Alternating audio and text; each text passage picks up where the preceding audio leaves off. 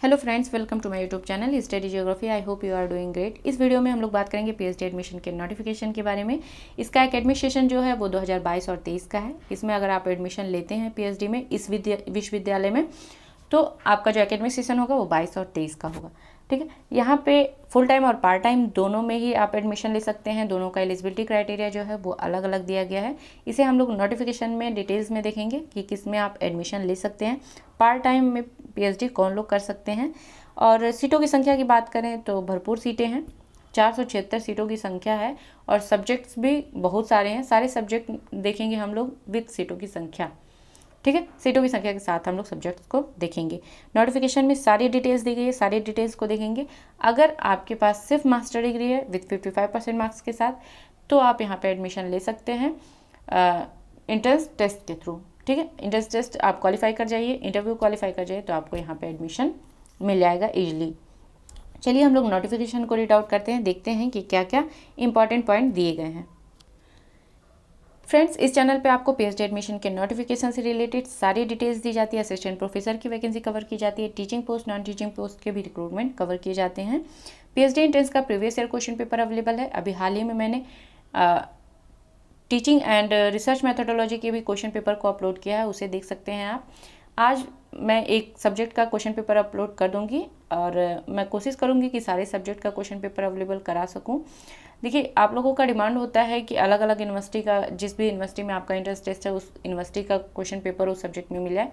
तो मैं कोशिश करती हूँ, अगर उस यूनिवर्सिटी का नहीं मिलता है तो कहीं का भी मिल रहा है तो आप उसे देखिए। एक मॉडल पेपर है वो आपके लिए, किस तरह से पीएचडी एंट्रेंस में आपका क्वेश्चन बनता है। ठीक है, आप को अगर ज़रूरत है, आप देखना चाहते हैं तो आप प्ले लिस्ट में जाके देख सकते हैं। अब हम लोग आ गए हैं पीएचडी के जो नोटिफिकेशन है उसके बाउचर पे। जो नोटिफिकेशन है सारी डिटेल्स को यहाँ पे हिंदी में दिया गया है, आप खुद भी रीड आउट कर सकते हैं, लेकिन जो भी इंपॉर्टेंट पॉइंट है वो मैं आपको इस वीडियो में बता दूंगी। लगभग सारे पॉइंट ही मैंने कवर किए हैं, उसे हम लोग देख लेते हैं। यूनिवर्सिटी अगर देखें तो यूनिवर्सिटी है महाराजा छत्रसाल बुंदेलखंड विश्वविद्यालय, जो कि छतरपुर एमपी में है, मध्य प्रदेश में ये लोकेटेड है। काफ़ी अच्छी यूनिवर्सिटी है। हम लोग नोटिफिकेशन को रीड आउट करते हैं। यहाँ पे दिया गया है कि पीएचडी में प्रवेश करने के लिए आपको जो परीक्षा है उसके लिए एप्लीकेशन को इनवाइट किया गया है। एकेडमिक सेशन 2022-23 का है। यहाँ पे जो एडमिशन होगा आपका एमफिल और पीएचडी दोनों को ही यहाँ पे दिया गया है कि उसमें जो प्रवेश परीक्षा आपका होगा उसका जो न्यूनतम मापदंड दिया गया है वो 2016 के ही तहत है। यानी कि अगर आपको एडमिशन लेना है तो आपके पास कम से कम मास्टर डिग्री होना चाहिए विथ 55% मार्क्स के साथ। ठीक है, अब हम लोग देख लेते हैं शैक्षिक योग्यता, यानी कि जो एलिजिबिलिटी है उसे देख लेते हैं। यहाँ पे दिया गया है कि आपके पास मास्टर डिग्री होना चाहिए, स्नातकोत्तर उपाधि आपके पास होना चाहिए विथ 55% मार्क्स के साथ। ठीक है, न्यूनतम अंक जो दिया गया वो 55% मार्क्स होना चाहिए, इसके ऊपर ही होना चाहिए। अगर आप एमपी के निवासी हैं, आप मध्य प्रदेश राज्य के निवासी हैं और SC ST OBC PWD या EWS में आते हैं, इसमें से किसी भी कैटेगरी से आते हैं तो आपको 5% का यहाँ पे छूट दिया जा रहा है, यानी 5% का रिलैक्सेशन दिया जाएगा आपको। मास्टर डिग्री में अगर आपका 50% मार्क्स है तो भी आप फॉर्म को फिल कर सकते हैं। और एक पॉइंट और दिया गया है कि जो आपका मास्टर डिग्री है उसमें जो सब्जेक्ट है उसी में ही आप पीएचडी कर सकते हैं, या फिर जो पीएचडी अध्यादेश 11 है उसके अनुरूप उसके अलाइड सब्जेक्ट में भी आप पीएचडी कर सकते हैं, यानी उसका जो सहबद्ध विषय है उसमें भी आप पीएचडी कर सकते हैं।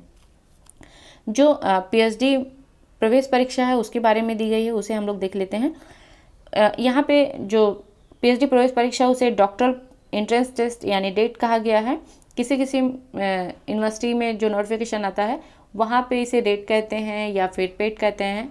पेट का मतलब पीएचडी एंट्रेंस टेस्ट, रेट का रिसर्च एंट्रेंस टेस्ट और डेट का डॉक्टरल एंट्रेंस टेस्ट। ठीक है, तो यहाँ पे दिया गया है जो आपका डेट होगा वो अधिकतम समय सीमा जो दी गई है वो 2 घंटे का दिया गया है। 2 घंटे में ही आपको क्वेश्चन सॉल्व करना है। टोटल जो अंक होंगे आपके वो 100 मार्क्स होंगे, 100 अंकों का होगा और जो क्वेश्चन होंगे वो 100 होंगे। ठीक है, 100 क्वेश्चन पे आपको 100 मार्क्स दिया जाएगा, एक क्वेश्चन पे 1 मार्क्स रहेगा। जो आपका क्वेश्चन पेपर रहेगा वो 2 पार्ट में रहेगा, पार्ट ए और पार्ट बी। पार्ट ए जो रहेगा वो आपका रिसर्च मैथोडोलॉजी रहेगा, पार्ट बी जो रहेगा वो आपका सब्जेक्ट से संबंधित रहेगा। ठीक है, और जो पार्ट ए में कौन कौन सा एरिया कवर हुआ है ये भी आप देख सकते हैं यहाँ पे, जैसे रिसर्च एप्टीट्यूड है, रिसर्च एबिलिटी है, डाटा इंटरप्रिटेशन है, क्वांटिटेटिव एप्टीट्यूड दिया गया है, कंप्यूटर वगैरह, कंप्यूटर सामान्य ज्ञान, सारी चीज़ें इसमें कवर होती है। आप क्वेश्चन पेपर जो मैंने अपलोड किया उसमें भी आप देखेंगे तो ये सारे एरिया वहाँ पे कवर होते हैं।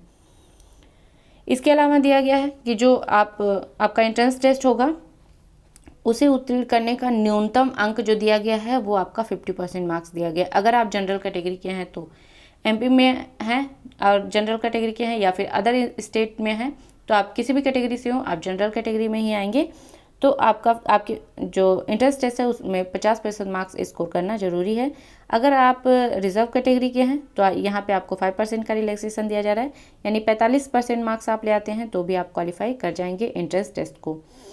एंट्रेंस टेस्ट में अगर आप कोई भी गलत उत्तर पे टिक करते हैं तो उसके लिए कोई भी माइनस मार्किंग नहीं है, और यहाँ पे जो आप अंक प्राप्त करेंगे उस पर मेरिट लिस्ट बनेगा, उसके आधार पे ही साक्षात्कार के लिए आपको बुलाया जाएगा। जो सफल विद्यार्थी होंगे उनकी जो सूची है इंटरव्यू के लिए वो विश्वविद्यालय के वेबसाइट पे ही उपलब्ध कराई जाएगी, वहाँ पे ही आपको जाके देखना होगा। जो आपका एंट्रेंस टेस्ट होगा उसके लिए जो आपको ट्रैवल करना होगा, जो यात्रा करनी होगी, उसके लिए कोई भी भत्ता दे नहीं होगा, वो आपको अपने खर्चे पे ही जाना होगा। इम्पॉर्टेंट डेट देख लेते हैं क्या क्या दिया गया है। आवेदन जो एप्लीकेशन फॉर्म फिलिंग स्टार्ट नहीं हुआ है ये 21 मार्च से स्टार्ट होगा, और जो आवेदन करने की अंतिम तिथि है, लास्ट डेट जो है वो 15 अप्रैल है। 15 अप्रैल तक आपको फॉर्म को फिल कर लेना है, काफ़ी टाइम है। आप अच्छे से सारे नोटिफिकेशन के डिटेल्स को देखिएगा, यूनिवर्सिटी के वेबसाइट पे जाके यूनिवर्सिटी के बारे में भी थोड़ा रीड आउट करिएगा। उसके बाद अगर आप इंटरेस्टेड हो, आप एलिजिबल हो और अगर आप का सब्जेक्ट है तो आप यहाँ पे फॉर्म को फिल कर सकते हैं। जो एप्लीकेशन फॉर्म है उसे भरने के लिए ये लिंक दिया गया है, यहाँ पे क्लिक करके आप एप्लीकेशन फॉर्म को फिल कर सकते हैं।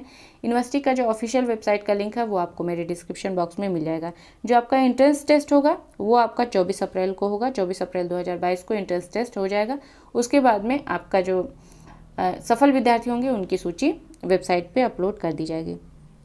अब कौन कौन से लोगों को एंट्रेंस टेस्ट से छूट मिलेगी वो देख लेते हैं। ऐसे विद्यार्थी जिनका कि यूजीसी नेट विथ जेआरएफ हो, ठीक है, यानी कि केवल नेट पे आपको छूट नहीं दी जाएगी। यहाँ पे आपके लिए जेआरएफ होना, आपके पास जेआरएफ होना जरूरी है। यूजीसी जेआरएफ हो या यूजीसी सीएसआईआर जेआरएफ हो या टीचर फेलोशिप होल्डर हो या फिर आपका एमफिल हो यूजीसी के रेगुलेशन 2009 के अनुसार, तो ही आपको यहाँ पे छूट दी जाएगी। वरना अगर आपके पास सिर्फ नेट है तो भी आपको यहाँ पे एंट्रेंस टेस्ट देना होगा।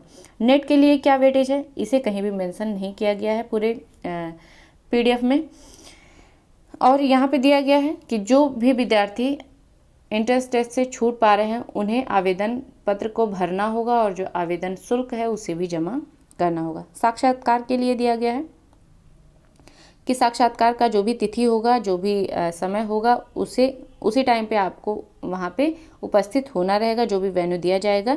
साक्षात्कार में जो अंक होंगे वो 100 मार्क्स होंगे।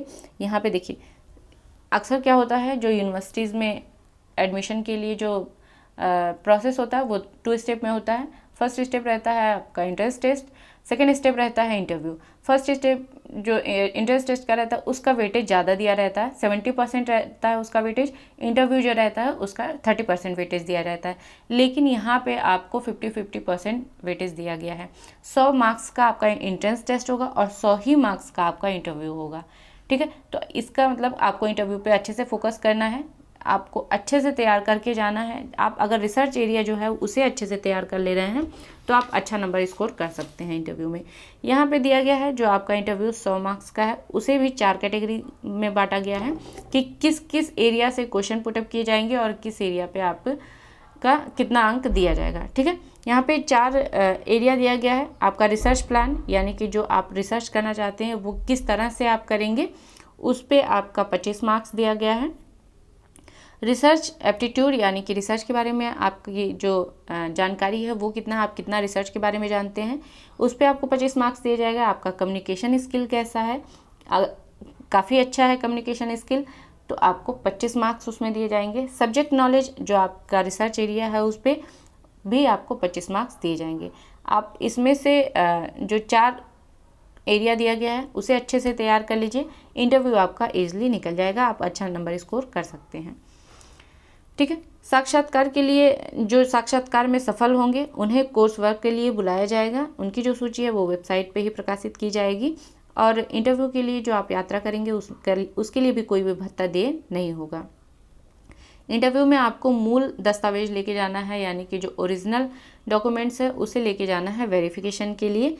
आपके पास जो ओरिजिनल डॉक्यूमेंट्स है वो होना ज़रूरी है। उसके साथ ही आपको एक फ़ोटोकॉपी भी ले जाना है सारे दस्तावेजों का, सारे डॉक्यूमेंट्स का, जो कि आप सेल्फ अटेस्ट किया हुआ हो। ठीक है, स्वप्रमाणित यहाँ पे दिया गया है। और उसके बाद में दिया गया है, अगर आप किसी सर्विस में हैं तो आपको अनापत्ति प्रमाण पत्र यानी नो ऑब्जेक्शन सर्टिफिकेट भी प्रस्तुत करना होगा। आरक्षण का लाभ जो रिजर्वेशन है वो सिर्फ एमपी राज्य के निवासियों को ही मिलेगा, इसके अलावा और किसी भी राज्य के निवासियों को नहीं मिलेगा। अब हम लोग सब्जेक्ट देख लेते हैं, कौन कौन से सब्जेक्ट दिए गए हैं। सबसे पहले दिया गया है वनस्पति शास्त्र, जिसमें कि सीटों की संख्या की बात करें तो 52 सीटों की संख्या है। रसायन शास्त्र दिया गया है जिसमें कि 20 सीटों की संख्या है। वाणिज्य है जिसमें कि 88 सीटें हैं। अर्थशास्त्र दिया गया है जिसमें कि 22 सीटें हैं। अंग्रेजी में 22 सीटें हैं। भूगोल में 12 सीटें हैं। भूगर्भ शास्त्र में 8 सीटें हैं। हिंदी में 38 सीटें दी गई हैं, काफ़ी ज़्यादा सीटें हैं। इतिहास में 8 सीटें हैं। गृह विज्ञान में 24 सीटें हैं। इसके अलावा विधि दिया गया है लॉ 16 सीटें हैं। गणित में 22 सीटें हैं। दर्शन शास्त्र में 8 सीटें हैं। भौतिक शास्त्र में 20 सीटें हैं। राजनीतिक विज्ञान में 40 सीटें हैं। मनोविज्ञान में 8 सीट है। संस्कृत में 10 सीट दी गई है। समाजशास्त्र में 30 सीट है। जंतु विज्ञान दिया गया है जिसमें कि 28 सीटें दी गई हैं। टोटल सीटों की संख्या 476 दिया गया है। ठीक है, जो यहाँ पे स्थान मतलब जो सीटों की संख्या है वो परिवर्तनीय है, वो मतलब घट भी सकता है और बढ़ भी सकता है, अक्सर बढ़ता ही है।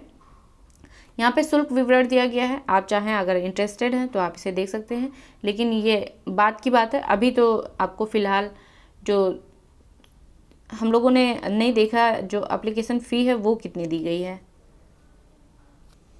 जो एप्लीकेशन फॉर्म की जो फ़ी है वो यहाँ पे मेंशन किया गया है, देखिए वो 500 रुपये है। ठीक है, यहाँ पे कैटेगरी वाइज नहीं बताया गया है कि जो रिजर्व कैटेगरी के होंगे उनका कितना है, वो आप फॉर्म फिल करेंगे तो वहाँ पे शायद शो करेगा। यहाँ पे पीएचडी फॉर्म दिया गया है, उसके लिए आपको 500 रुपया देना होगा। और कहीं भी पीएचडी के जो एप्लीकेशन की फ़ी है वो कहीं और मेंशन नहीं की गई है। अब पार्ट टाइम पीएचडी कौन कौन लोग कर सकते हैं इसे हम लोग देख लेते हैं। यहाँ पे मेंशन किया गया है कि पार्ट टाइम में पीएचडी वही लोग एडमिशन ले सकते हैं जो सेवारत हो। ठीक, मात्र सेवारत अभ्यर्थी इसमें इसमें एडमिशन ले सकते हैं या इसके पात्र हैं। और उन्हें भी जो आवेदक होंगे पार्ट टाइम में पीएचडी के लिए, उन्हें भी डेट का एग्ज़ाम देना होगा और इंटरव्यू देना होगा। ठीक है, डेट और साक्षात्कार में भी शामिल होना होगा, उसी के थ्रू उनका भी एडमिशन होगा। और जो सर्विस में हैं वहाँ से आपको अनुमति प्रमाण पत्र या अनापत्ति प्रमाण पत्र कोर्स वर्क के लिए देना होगा कि जहाँ भी आप सर्विस में हैं उन्हें कोई भी ऑब्जेक्शन नहीं है आपको कोर्स वर्क 6 महीने का जो कोर्स वर्क है उसे करने में। ठीक है, सारी डिटेल्स को हम लोगों ने देख लिया है। कोई क्वेरी हो या कोई सुझाव हो तो आप कमेंट बॉक्स में लिख सकते हैं। यहाँ पे आपको हार्ड कॉपी सेंड नहीं करना है, ये कहीं भी मेंशन नहीं किया गया, और ना ही यहाँ पे हार्ड कॉपी सेंड करने के लिए कोई एड्रेस दिया गया है। तो यानी कि आपको सिर्फ सॉफ्ट कॉपी ही सेंड करना है, यानी आपको ऑनलाइन फॉर्म को ही फिल करके सबमिट कर देना है। ठीक है, तो वीडियो अच्छा लगे तो लाइक करिएगा, चैनल को सब्सक्राइब करिएगा, वीडियो को शेयर करिएगा। मिलते हैं नेक्स्ट वीडियो में, तब तक आप पढ़ते रहिए, आगे बढ़ते रहिए। Thank you.